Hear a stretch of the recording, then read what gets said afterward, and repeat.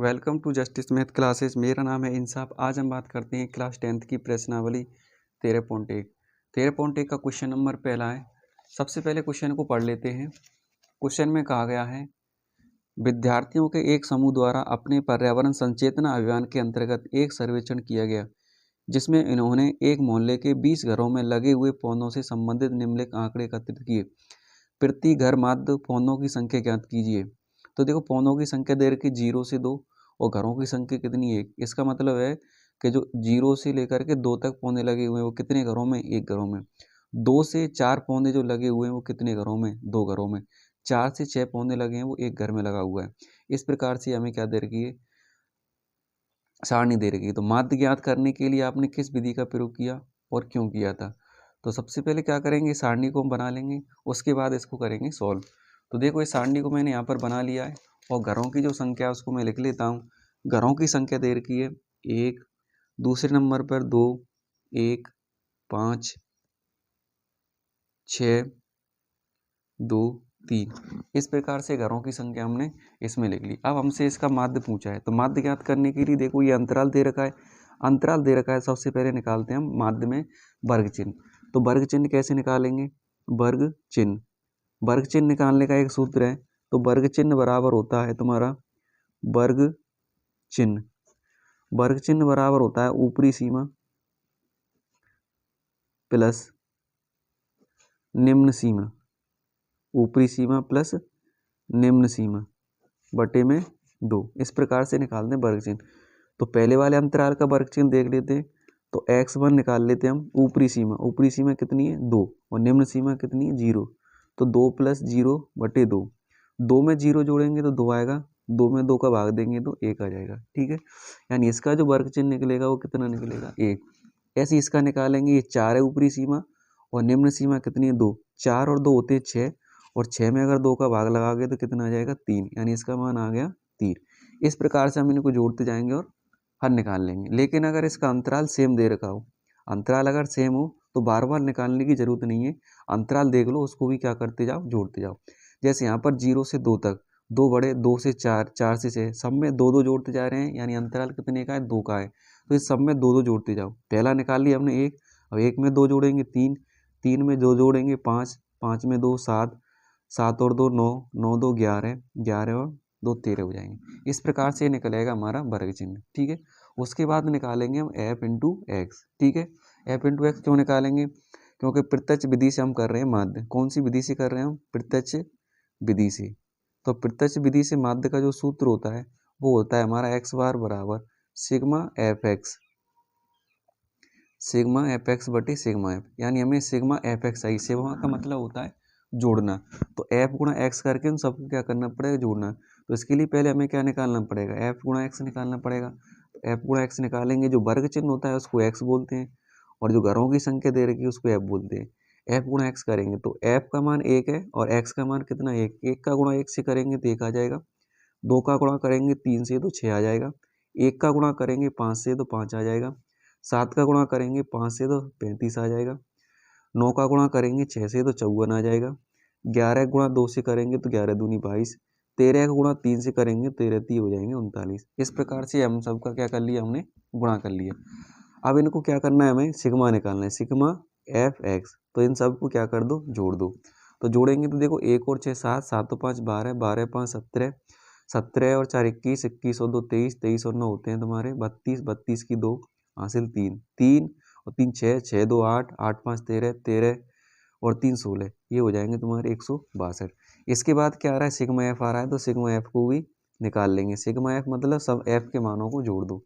तो 1 और 2 3, 3 और 1 कितना होता है 4, 4 और 5 9, 9 6 15, 15 और ये 5 कितने हो गए, 20 हो गए। तो सिग्मा एफ का मान आ जाएगा 20। अब डायरेक्ट सूत्र में क्या रख दो, मान रख दो। तो एक्स बार बराबर सिग्मा एफ एक्स का मान आया 162, तो 162 सिग्मा एफ का आया 20, 20। 2 से इसको काट लो तो कट जाएगा 81 बार, ये कट जाएगा 10 बार। 2 से इसको काटेंगे, अब इसमें भाग देंगे तो नीचे 1 0 तो 1 अंक बाद क्या लगा दो, पॉइंट। तो जो माध्य आ गया वो कितना आ जाएगा, 8.1 आ जाएगा। माध्य पूछा, इसका मतलब माध्य घरों की संख्या हमसे पूछी थी, माध्य पौधों की संख्या हमसे पूछी थी। माध्य पौधों की जो संख्या आएगी, माध्य पौधों की संख्या वो कितनी आ जाएगी तुम्हारी 8.1 आ जाएगी। कितनी आ जाएगी 8.1 आ जाएगी। इसके बाद हम क्वेश्चन नंबर 2 देखते हैं। क्वेश्चन नंबर 2 में सबसे पहले जो क्वेश्चन दे रखा है उसकी हम सारणी बना लेते हैं, उसके बाद क्वेश्चन को करेंगे सॉल्व। इस प्रकार से हमने क्वेश्चन नंबर 2 की बना ली है सारणी, और इसमें जो श्रमिकों की संख्या दे रखी है वो है इसमें 12 और 14, 8, 6, 10। इस प्रकार से क्वेश्चन दे रखा है। एक बार क्वेश्चन पढ़ लेते हैं, उसके बाद आगे सॉल्व करेंगे। क्वेश्चन में कहा गया है किसी फैक्ट्री के 50 श्रमिकों की दैनिक मजदूरी के निम्नलिखित बंटन पर विचार कीजिए। ये दैनिक मजदूरी दे रखी है, यानी 12 श्रमिकों को कितने मजदूरी मिलती है रोजाना। दैनिक का मतलब रोजाना 500 से और 520 के बीच मिलती है। 14 मजदूर ऐसे श्रमिक ऐसे हैं जिनको 520 से 540 तक मिलती है। ठीक है, इस प्रकार से हमने क्या है सारणी बनाई हुई है। एक उपयुक्त विधि का प्रयोग करते हुए, कोई सी विधि या तो प्रत्यक्ष विधि, कल्पित माध्य द्वारा और पगविचलन द्वारा, उपयुक्त विधि का प्रयोग करते हुए इस फैक्ट्री के श्रमिकों की माध्य दैनिक मजदूरी क्या कीजिए, ज्ञात कीजिए। तो सबसे पहले हम इसको करते हैं प्रत्यक्ष विधि से, उसके बाद और विधियों को भी बताएंगे करना। तो चलिए अब हम क्वेश्चन को कर लेते हैं सॉल्व। तो क्वेश्चन की जो सारणी हमने कंप्लीट कर ली है, आगे की बात करते हैं इसमें। तो देखो माध्य पूछा है, माध्य ज्ञात करने के लिए अगर वर्ग अंतराल दे रखा है, सबसे पहले हम क्या निकालते हैं, वर्ग चिन्ह निकालते हैं। तो वर्ग चिन्ह कैसे निकालेंगे, तो वर्ग चिन्ह का एक सूत्र होता है ऊपरी सीमा प्लस निम्न सीमा अपॉन 2। तो यहाँ लिख लेंगे हम वर्ग चिन्ह बराबर यानी xi ऊपरी सीमा प्लस निम्न सीमा बटे में कितना आ जाएगा 2 आ जाएगा। ठीक है, ऊपरी सीमा निम्न सीमा क्या है, ये अंतराल दे रखा है, इसमें जो बड़ा मान है वो ऊपरी सीमा होती है, छोटा मान है वो निम्न सीमा होती है। तो पहले का ही निकाल लेते हैं, ऊपरी सीमा 520, निम्न सीमा है 500, अपॉन में कितना आ जाएगा 2। इन दोनों को ऐड करोगे तो हो जाएगा 1020, अपॉन में 2 है तो 2 से भाग दोगे तो आ जाएगा 510। यानी जो ऊपरी सीमा इसका वर्ग चिन्ह कितना आ जाएगा 510 आ जाएगा। अब इनको बार बार जोड़ के 2 का भाग मत दीजिए, केवल अंतराल देख लिया, अगर अंतराल सेम है तब। देखो यहाँ 500 से 520, 520 से 540, सब में 20-20 जोड़ते जा रहे हैं, इसका मतलब एक निकाल ली, इसमें भी 20 जोड़ते जाओ। तो 20 जोड़ेंगे तो 530 हो जाएगा, ये 550 हो जाएगा, ये 570 हो जाएगा और ये 590 हो जाएगा। इस प्रकार से हमारा निकल आएगा वर्ग चिन्ह। अब चूंकि प्रत्यक्ष विधि से हम क्या निकाल रहे हैं, माध्य निकाल रहे हैं, तो प्रत्यक्ष विधि से माध्य, अगर प्रत्यक्ष विधि से माध्य निकालेंगे तो माध्य निकालने का सूत्र क्या होता है, sigma F x upon sigma F. यानी हमें एफ गुणा एक्स चाहिए। एफ गुणा एक्स का मतलब है ये एफ निकालना है और एक्स का गुणा करना है। तो जो वर्ग चिन्ह निकाला है वो तो होता है एक्स, और जो श्रमिकों की संख्या दे रखी है वो होती है एफ। अब इन दोनों को क्या करना है, हमें गुणा करना है। करो गुणा, तो 12 का अगर इसके साथ गुणा करेंगे तो ये हो जाएगा तुम्हारा 6120। इस प्रकार से मैं इन सब का क्या कर लेता हूँ, गुणा कर लेता हूँ। इस प्रकार से इन सब की क्या कर ली मैंने, गुणा कर ली। अब हमें निकालना है sigma F x, sigma F x, यानी इन सब को क्या करेंगे, जोड़ेंगे। तो जोड़ लो, 0 0 इनका 0, 2 और 2 4 और 2 6, 9 4 13, 13 और 4 17, 17 4 21, 21 और 1 22, 22 की 2 हासिल 2, 2 5 7, 7 और 3 10, 10 और 4 14, 14 7 21, 21 और 6 होते हैं 27। तो सिग्मा एफ एक्स का मान आ जाएगा तुम्हारा 27,260। अब हमें निकालना है सिग्मा एफ। तो सिग्मा एफ श्रमिकों की संख्या, इन सबको क्या कर दो, जोड़ दो। तो 2 और 4 6, 6 और 8 14, 14 6 20, 20 की 0 हासिल 2, 2 और 1 3 4 5। तो इन सबको ऐड करोगे तो कितना आ जाएगा 50।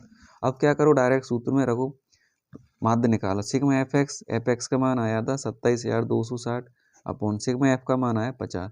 0 से 0 कट जाएगा, 5 का इसमें भाग दे दो, सिग्मा एक्स बार का जो मान आएगा तो 5 पचम 25, 2 बचेंगे, 5 को 20, पचम 25 और 5 दूनी 10। यानी एक्स बार का जो मान आएगा वो 545.20 आ जाएगा। यानी हमसे क्या पूछा था, दैनिक मजदूरी